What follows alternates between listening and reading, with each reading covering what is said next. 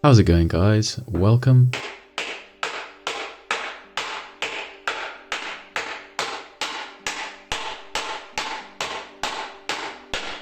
to Skazmakes.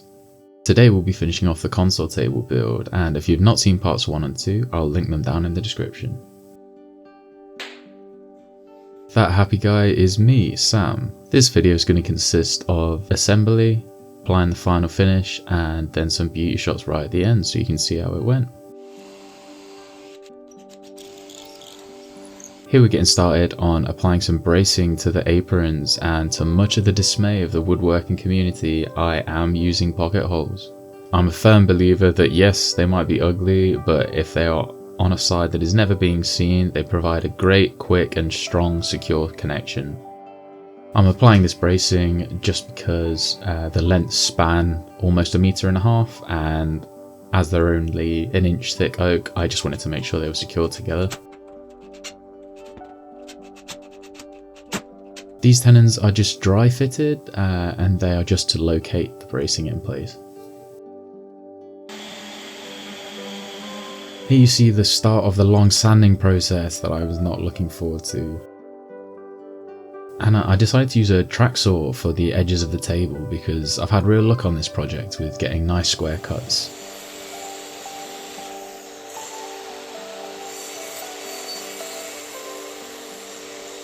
As you saw in the previous video, I filled the voids with epoxy and I'm just taking the tape off the back after that. And for those of you with a keen eye, you will have seen that the track saw didn't quite reach the full lengths on the edges, so I'm just shoring them up with the hand plane now. To secure the shelf to the aprons, I wanted to create some enlarged holes to put some flathead screws into. What this means is just that if the shelf decides to move seasonally, which I can't see there being a lot of movement with it only being 28 centimeters wide, but it's just going to allow that screw to move around in the hole slightly. And this is going to apply to both the pilot hole that the screw sits in and the countersink on the top.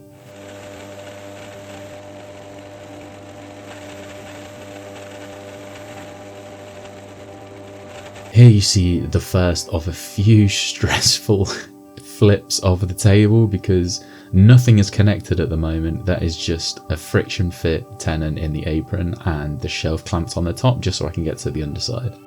I'm then using that same drill bit that I created the pilot holes with to just knock in the brad point into the shelf. This is going to help me locate those holes to drill in small pilot holes into the shelf bottom.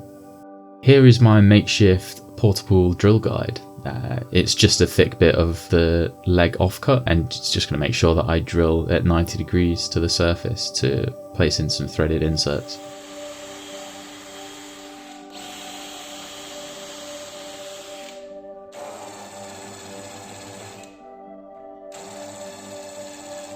Before screwing in these inserts, as it was into end grain, I just wanted to give it a little extra grip, so I'm just adding some 2-part 5-minute epoxy. I'm sure the walnut would have been dense enough to keep hold of the inserts, but yeah, it's better to be safe than sorry.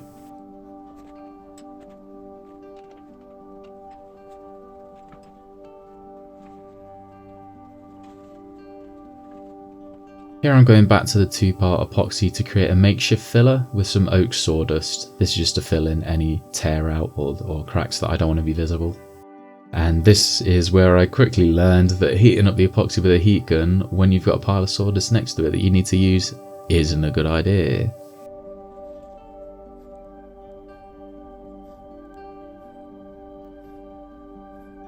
I found some small slotted plates online that I wanted to make use to attach the legs to the top. They're quite an elongated slot, which was not massively necessary, but they were the perfect size for the technique I wanted to use to allow for seasonal wood movement for the top.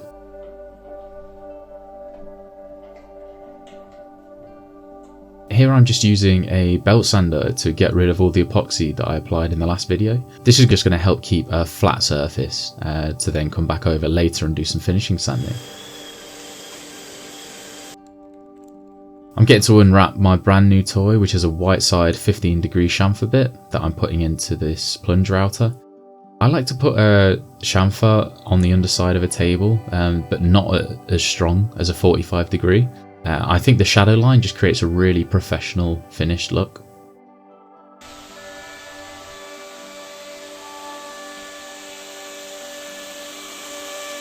I decided to do it in 2 passes because I was very much of the opinion of better safe than sorry for this project, because at this stage getting a tear out or overworking something or any potential mistakes is just creating more labour time for you.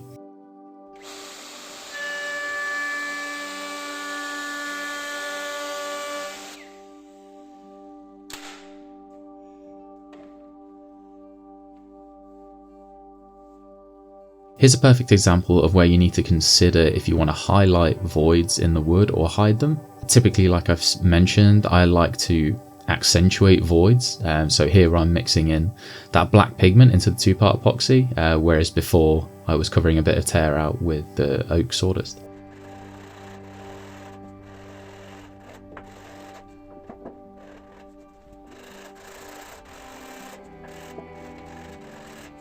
And here comes the treacherous half a day of sanding with the orbital sander. I very much adopted the technique of scribbling pencil all over the top, because whenever you're sanding something this size, it can be really easy to sand it unevenly after you've got it all perfectly flat. So yeah, between each grit I just applied a pencil line.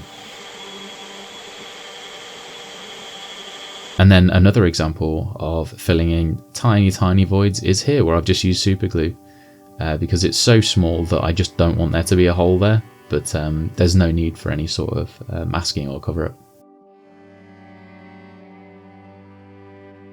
Here's the second time that I am tipping the table and fearing for my life, because still nothing is joined together. That is just the friction fit apron, but I needed to turn it upside down to locate it into the tabletop.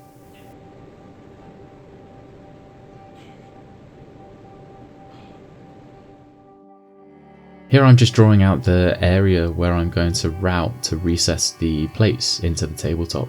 This just means that the legs are going to sit flush on the table with the metal plates in the oak top. I created this template just out of some MDF superglue together, which takes into account the bushing that's going to be around the straight bit on the plunge router. Here you can see me just setting the depth using the positive stop with the depth of the plate.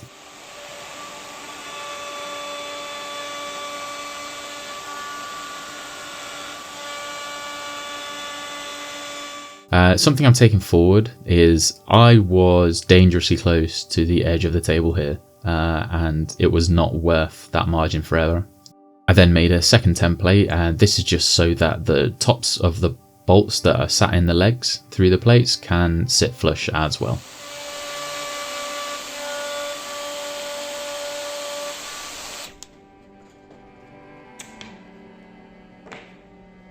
Back comes the portable drill guide. Pattern pending, just to drill out the holes to place the threaded inserts in.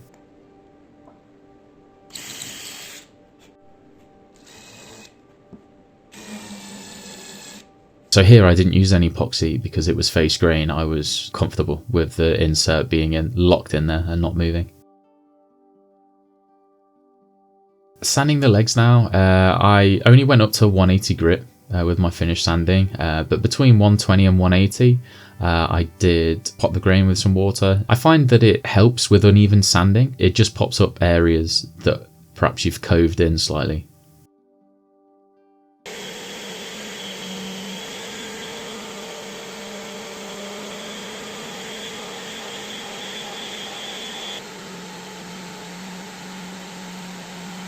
Here's the final grit of sanding before taking it into finish. You see a lot with furniture that people will sand to extremely high grit to get a soft feel, but in my personal experience with finishing all sorts of products, it's the finish that you're getting that final touch on. I really like the texture of wood, and most finishes don't recommend you go beyond 180 anyway. I find that what you do between the coats of the finish is what creates that buttery smooth touch.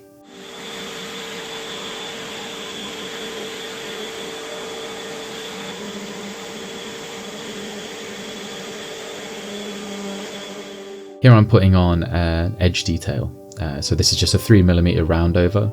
The client requested that the edges were rounded over and soft because there would be children in the house. But this is typically something I do on all my furniture anyway. It really gives that professional look. It no longer looks like it's in the workshop stages.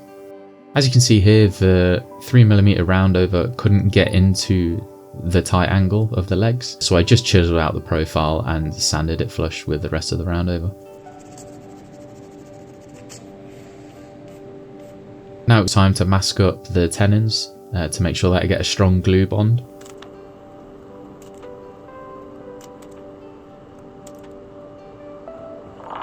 And doing the exact same to the mortises, just with a tiny little overlap.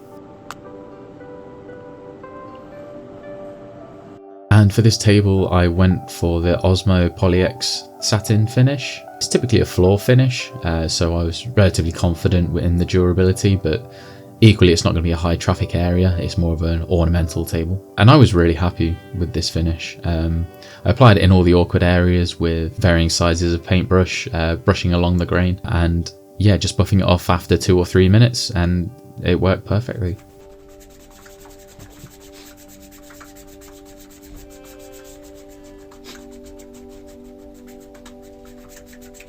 I feel like everyone always remembers their first time finishing walnut because you're just not prepared for it. Like when you're working with it, it's quite grey and similar to something like Sapele in the grain. But as soon as you put the finish on it and buff it into the surface of the wood, just all the variations in colours pop out at you, and it's really something to behold. It goes a full spectrum of browns, from almost a black right up to nearly white in some areas. For the flat surfaces on both the legs and the tabletop and shelf, I bought these dense woolen pads that fit on my orbital sander. I've turned the orbital sander right down low to the first setting, and it works really well, pushing the finish into the grain and getting a really even coat. I also got these Scotch pads that fit to my orbital sander as well, and what I did with the flat surfaces was just quickly rub it over the surface to score it and push back the surface and just flatten everything out, and it really helps with smoothing up the surface and getting great adhesion for that final coat. But yeah, here I'm applying the second coat, and another huge reason that I went for a hard wax oil finish is how easy it is for the customer to repair it themselves. It's more a localized repair rather than having to refinish the whole table.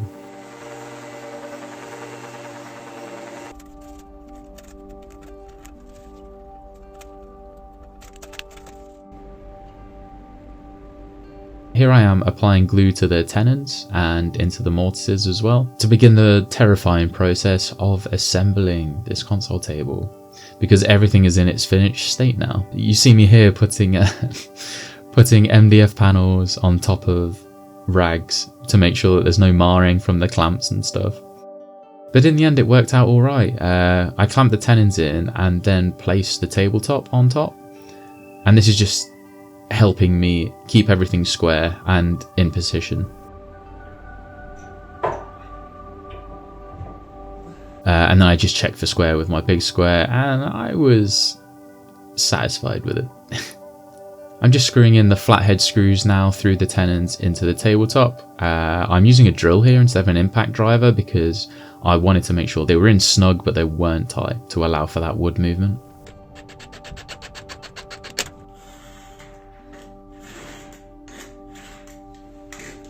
And now the last thing to do was to just cut out some of these furniture pads for the bottom. I was really happy with the build. It was a really successful project. The client was really happy, and it was a great experience for me to take forward what I've learnt from it. So let me know what you think in the comments below, and yeah, enjoy these beauty shops.